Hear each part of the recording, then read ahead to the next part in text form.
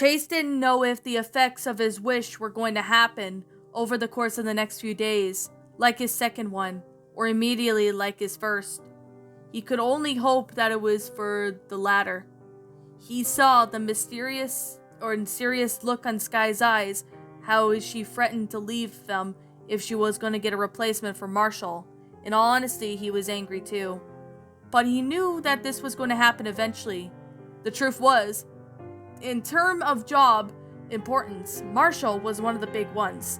Fires were a serious deal, and having a team medic was always useful, but there was one time when in the jungle, Rocky set off a trap that resulted him in getting an arrow in his rear. It would have been funny if not for the fact of bleeding to the death. Marshall stabilized him and performed surgery to end up having to save his life. It just showed how important Marshall really was on the same team. To have him replaced, it would still just wouldn't fit in Chase's head. Still, for the good of the team, it had to happen. Exiting his pup house, Chase made his way to the lookout where the others were already arriving. All except Sky, that is. They all lined up in front for their foods and water bowls, just as Ryder already went to work on filling them up. They all greeted each other while patiently waiting. Just as they were about to dig in, all doors opened and everyone looked to find a nervous Sky walking towards Ryder.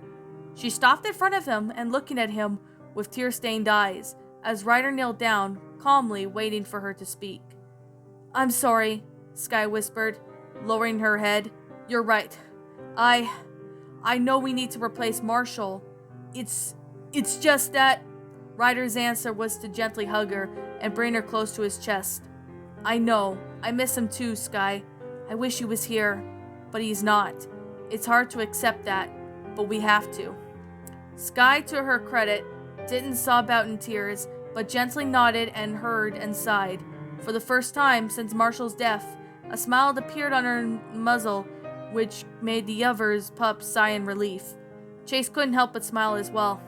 "You know, it's been a long time since we did anything as a group," said Sky, shaking her tail as she looked at the boys with excitement in her eyes. "Why don't we go to the beach and hang out all day?" "Hey, yeah, that sounds like a fun. I'm game," shouted Zuma, ruffling in agreement. "I think we'll have some fun. It would be a great idea too," seconded Chase, nodding his head. "Then I guess we'll have a beach day," replied Ryder as he got up from his knees. "I'll start by getting the things ready. You pups enjoy your meal." "Thanks, Ryder," the five of them replied as they dug in. Chase had already begun when Sky nudged him for his attention.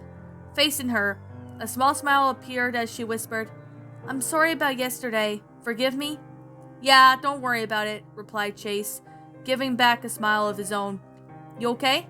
"Yeah, I think I'll be okay," replied Sky, before digging in.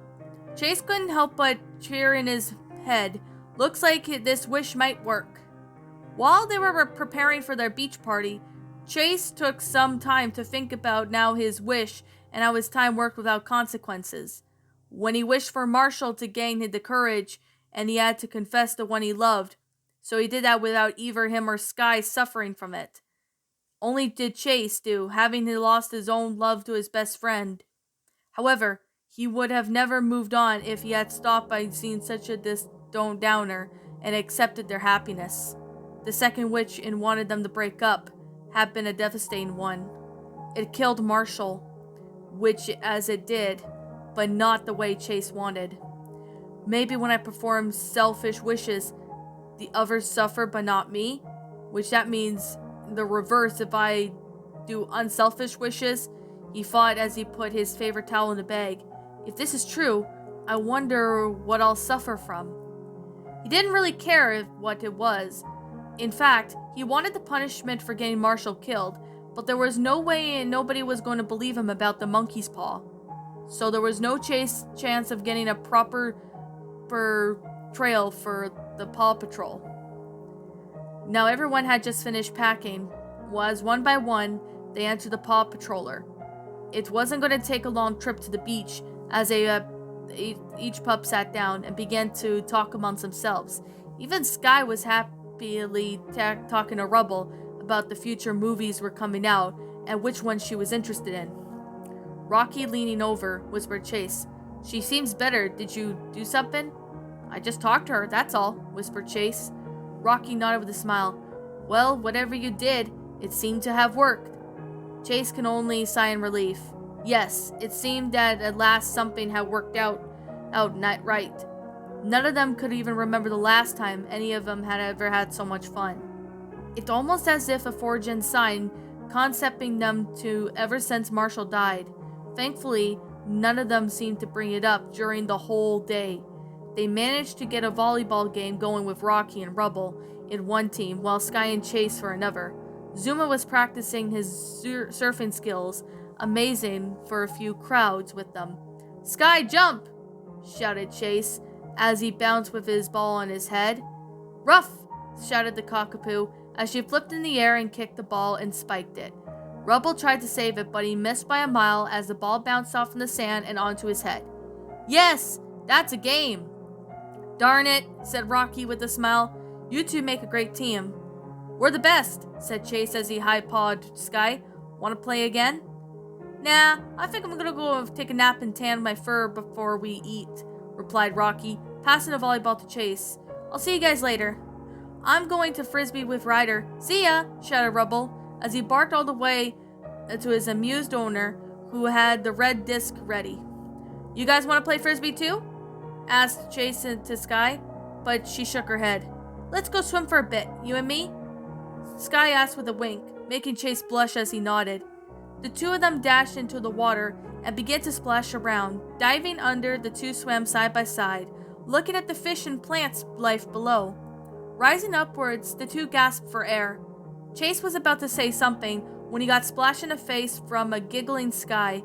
Grinning, he dived underwater, but didn't appear much to Sky's confusion. Chase? Asked Sky.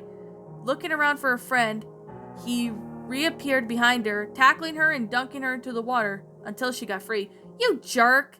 Yelled Sky, but she was just grinning. They splashed each other again and again until their arms got tired. Swimming back, the two laid on their backs and on the beach head, taking in deep breaths as they let the warm sun dry them off.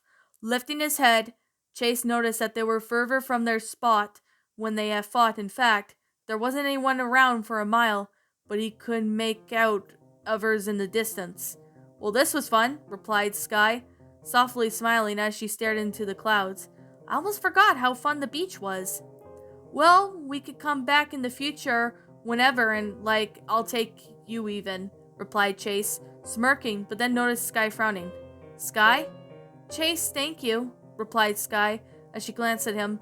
Her eyes held such sadness in them. I know what I've been unappreciative of your help dealing with Marshall's death, but deep down, I am glad to have such a friend like you. You're a good pup. A feeling of the guilt worried his way through his heart as he closed his eyes in shame. I'm not a good pup. Of course you are. You're one of the best pups I've ever known, replied Sky as she nuzzled him. Marshall always did, and I know you'll be okay. Sky? Asked Chase, confused at what she meant. The others will need you, Chase, replied Sky as she got up. Wait, are you thinking of leaving? Asked Chase in horror. I am. Sky nodded. I can't do it anymore. I just can't. I need to leave. Sky, just give it a few more days. Let's talk to Ryder. We can... He was silenced by Sky's paw on his lips. It's okay, Chase. It's for the best. I can't be here anymore because everything reminds me of him. Sky answered as she sighed. I'm going to a place where I can be happy again. A place that won't let me wake up in tears knowing my love is dead. I need this, Chase. I need it so bad. She then looked in the eyes and begged, Please, don't tell the others. They'll know in the morning. But for today, let's make it a fun day. He looked into the eyes and realized that she was serious. His thoughts turned back to his wish. Was this a really way to make Sky happy? To let her go? But he still didn't know where. But Sky had always been welcomed to join Ace, should she pursue a career in stunt flying.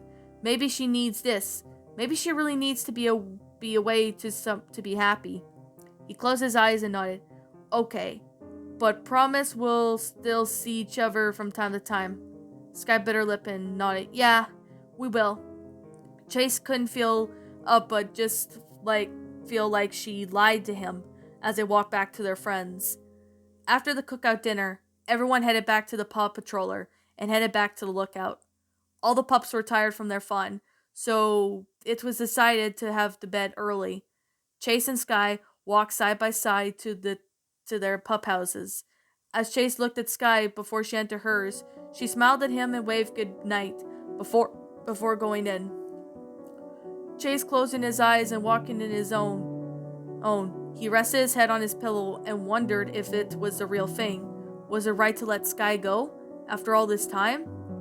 At least she wasn't running away. She's telling everyone tomorrow. The others will be upset, but at least we can give her a going away party. Closing his eyes, Chase drifted off to sleep. Zuma's screaming woke him up. Chase, ever the alert dog, jumped up and looked around before realizing it was coming from the other end of the lookout. Fearing for the worst, Chase rushed out, teeth ready to face any intruder as she shrugged to handle rising dawn. Rocky and Rubble were already crawling out, unsure of what was going on as Chase ran past them. His follow screams went until he saw a horrified Zuma, who looked as pale as he stared up at a tree in horror.